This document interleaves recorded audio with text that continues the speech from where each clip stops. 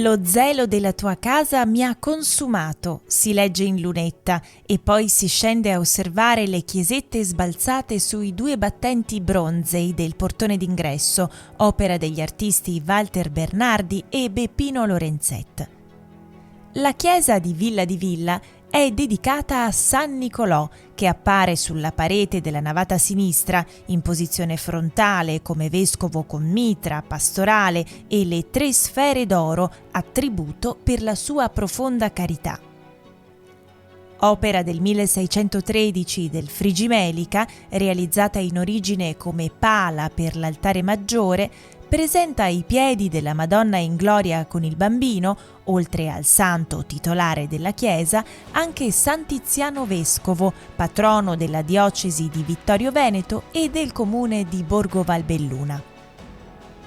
Accompagnati dalle note di un organo callido, contempliamo la bellezza dell'arte sacra, guidati dal pennello e dalla fede di Luigi Cima, che sempre amò la sua Villa, come ricordato in una targa all'ingresso. Cima ama il paesaggio, la bellezza della natura, è credente e osservante.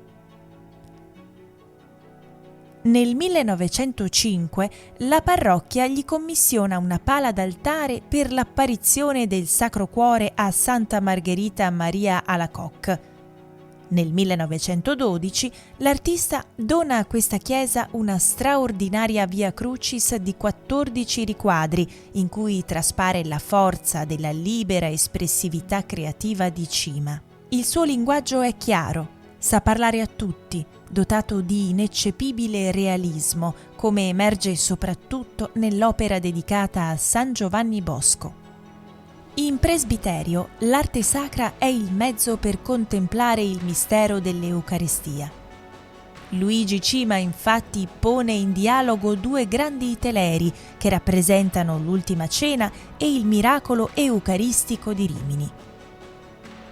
Merita soffermarsi anche su 2 bassorilievi alla base del tabernacolo, un pellicano e 2 colombe, simboli di Gesù, del suo amore per noi uomini e promessa di resurrezione. Rivolgiamo infine un saluto alla Madonna scolpita dal Besarel e dipinta dallo stesso Cima.